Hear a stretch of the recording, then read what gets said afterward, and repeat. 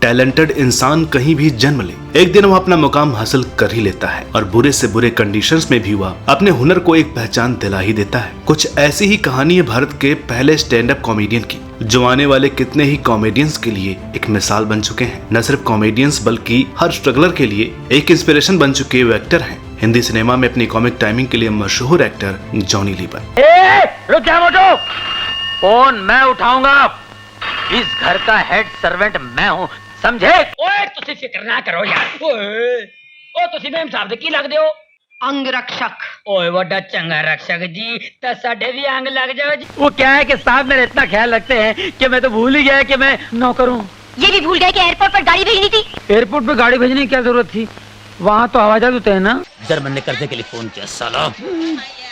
All lines are busy in this route. Please dial after some time. नहीं हम दो हैं, टिकटवा एक ही लिया है, छोड़ने कहा जा रहा है। इसका शादी है ना, आना तो जो टिसिया को, बिहारी हैं हम।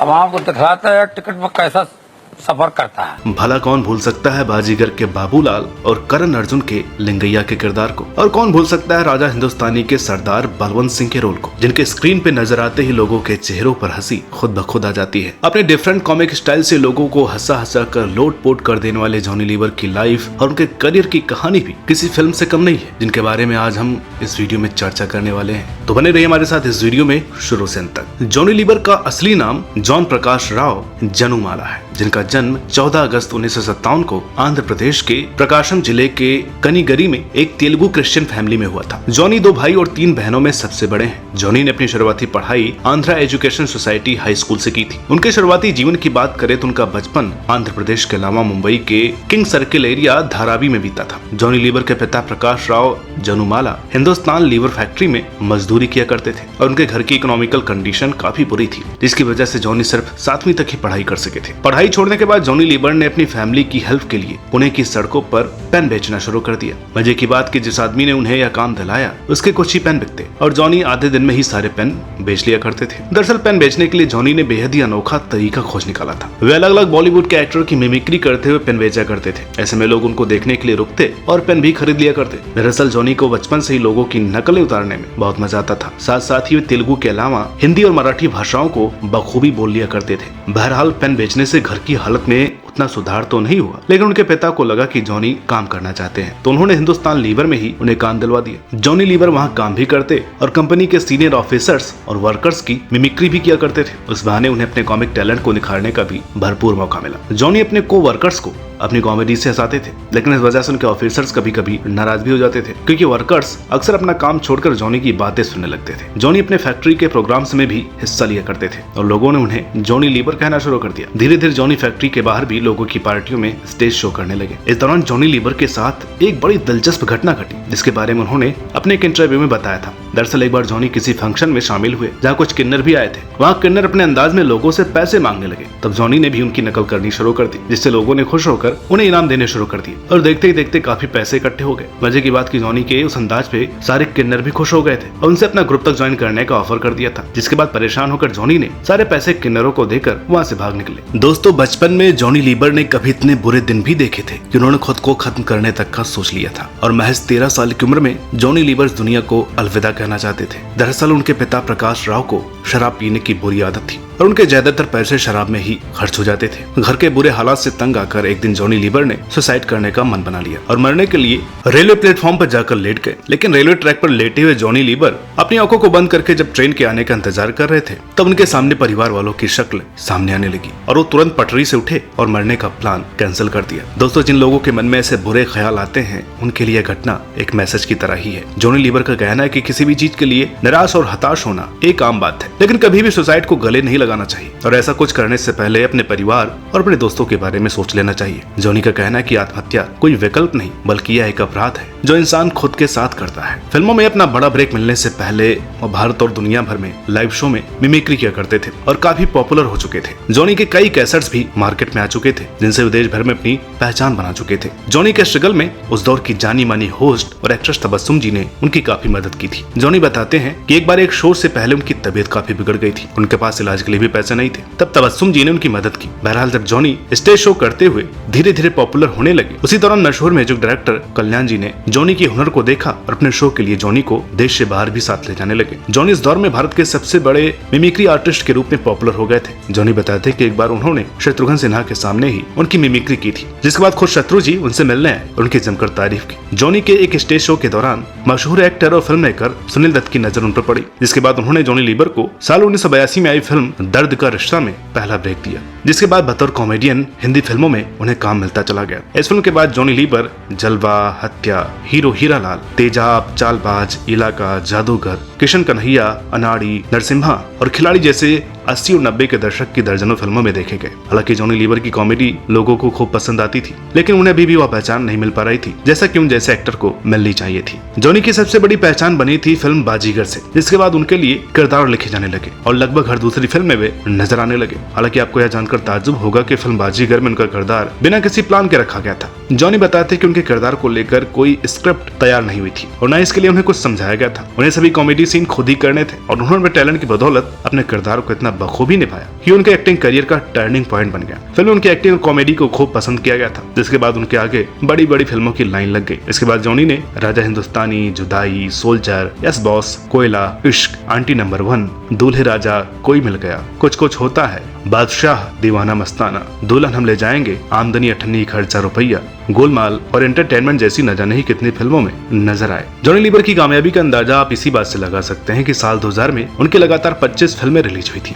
हालांकि जॉनी ने उस दौरान फिल्मों में काम करना काफी कम कर दिया था और चुनिंदा फिल्मों में ही नजर आए। बीते दिनों रोहित शेट्टी की फिल्म सर्कस में नजर आए थे, जो बॉक्स ऑफिस पर भले ही फ्लॉप हो गई हो, लेकिन फिल्म में जॉनी लीवर की गुजराती कॉमेडी को दर्शकों ने खूब पसंद किया था। फिल्मों की बात करें तो जॉनी ने अब तक 350 से ज्यादा फिल्मों में काम किया है और साथ ही वे छोटे पर्दे पर भी अपनी कॉमेडी के रंग दिखा चुके हैं। इसके अलावा Johnny cine and TV artist association के प्रेसिडेंट भी रह चुके हैं और साथ ही मिमिक्री आर्टिस्ट एसोसिएशन मुंबई के भी प्रेसिडेंट हैं। हाल ही में Johnny Lever web series popcorn में नजर आए थे, जो सतीश कौशिक के आखिरी शो के रूप में भी याद किया जाता है। फिलहाल जॉनी लीवर कभी कभार टीवी शोज के अलावा स्टैंड अप कॉमेडी भी कर लिया करते हैं। जॉनी लीवर के स्टैंड अप कॉमेडी की जब बात चली है तो उनके साथ जुड़ी यह घटना भी याद आ जाती है, जब साल 1999 में एक निजी समारोह में तिरंगे झंडे का अपमान करने का आरोप लगाया गया था, जिसके बाद उन्हें 7 दिन तक जेल की सजा सुनाई गई थी। हालांकि अनजाने में उस घटना के बाद जॉनी ने माफी मांग ली थी और उनकी सजा को घटाकर 1 दिन कर दिया गया था। दोस्तों, कभी साल में दर्जन भर से ज्यादा फिल्में करने वाले जॉनी ने फिल्मों से अचानक क्यों दूरी बना ली, यह सवाल आपके जहन में भी जरूर आया होगा। हालांकि उन्होंने खुद दूरी क्यों बनाई थी उसकी वजह पे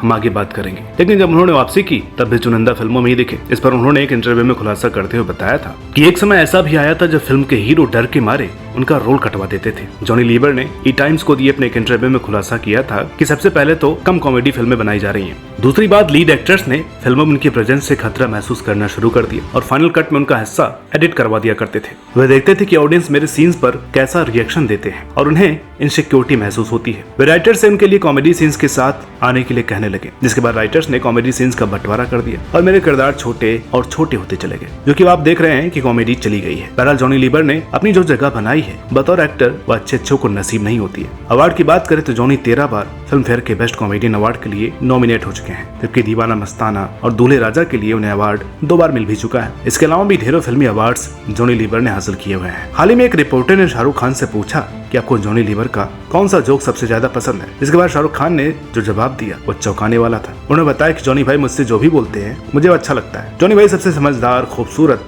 और धार्मिक इंसान है। मैं इसलिए उनका फैन है क्योंकि वह भगवान पर भरोसा करते हैं और जब हमें कोई दुआ करवानी होती है तब हम जॉनी भाई के पास जाते हैं। दरअसल कुछ सालों पहले जॉनी एक ईसाई धर्मगुरु बन गए थे और फिल्मों में काम करना बंद कर दिया था। इसके बाद लोग उन्हें ब्रदर जॉनी लीवर के नाम से भी जानते हैं। जॉनी के ब्रदर जॉनी लीवर बनने की कहानी भी काफी दिलचस्प है, जिसके बाद उनके प्रेयर करने मात्र से बड़ी बीमारी दूर भगाने का दावा किया जाता है। जॉनी खुद अपने कई इंटरव्यू में स्तन कैंसर, लीवर सूजन और लकवा सहित कई बीमारियों को ठीक करने का दावा कर चुके हैं। उनके जरिए ठीक होने वालों की लिस्ट में राकेश रोशन और ऋतिक रोशन से लेकर सिंगर मिताली सिंह तक के नाम शामिल हैं। दरअसल जॉनी लीवर की जिंदगी में यह वक्त तब आया था जब उन्हें पता चला कि उनके बेटे जेसी लीवर के गले में ट्यूमर हो गया है। बेटे को कैंसर होने का पता चलते ही जॉनी लीवर बुरी तरह टूट गए थे और लाचार हो गए थे। इस दौरान उन्होंने फिल्में और कॉमेडी करना छोड़ दिया था और भगवान यीशु की प्रार्थना में लीन हो गए थे। इस दौरान साल 2002 में जॉनी लीवर की वाइफ हैदराबाद के एक चर्च में पहुंची, जहां पादरी ने उनसे बताया कि उनका बेटा ठीक हो जाएगा, यीशु उन्हें ठीक कर देगा। हालांकि जॉनी लीवर के मुताबिक उन्होंने नानावती जैसे बड़े से बड़े हॉस्पिटल्स में भी बेटे का टेस्ट करवाया था, जहां डॉक्टर्स ने इलाज करने से इनकार कर दिया था, क्योंकि ऑपरेट करने से शरीर का एक तरफ का हिस्सा लकवाग्रस्त हो सकता था और आंखों की रोशनी भी जा सकती थी, यहाँ तक कि जान को भी खतरा था। इसी दौरान जॉनी अपने बेटे का